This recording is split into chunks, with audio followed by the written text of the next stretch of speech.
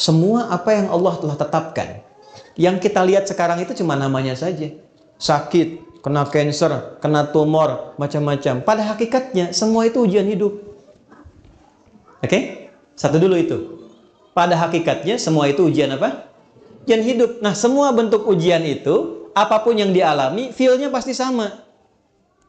Yang sakit misalnya divonis dengan cancer, yang baru dipecat dari misalnya pekerjaannya, sama-sama terasa vonis itu kan menyakitkan kan? Sama-sama terasa nggak enak ya? Sama-sama terasa gelap kan? Substansinya sama, diuji dengan nama yang berbeda, tapi dengan rasa yang serupa. Semua kita dalam hidup akan mengalami peristiwa-peristiwa ujian-ujian itu dengan dua tujuan. Satu, ini yang saya ingin maksudkan.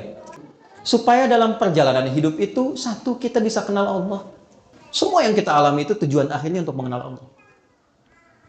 Anda belajar sepintar apapun, tujuan Anda diberi ilmu sampai sedemikian pintar supaya kenal Tuhan. Makanya disebutnya ilmun, ain, lam, mim. Ketika dikerjakan jadi amal, ain, mim, lam. Objeknya alam, ain, alif, lam. Ain, alif, lam. Alam itu artinya tanda dalam bahasa Arab. Tanda yang mengenalkan pada Tuhan.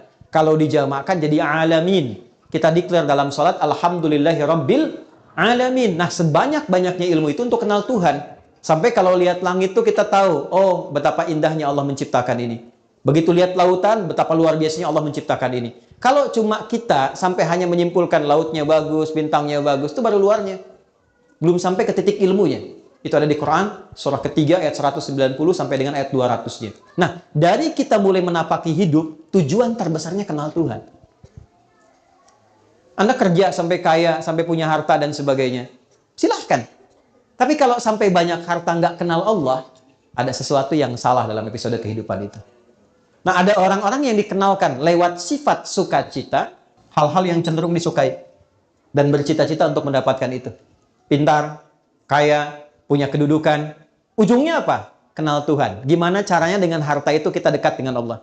Gimana caranya dengan kedudukan kita dekat dengan Allah? Ini konsepsinya ada di Nabi Sulaiman misalnya.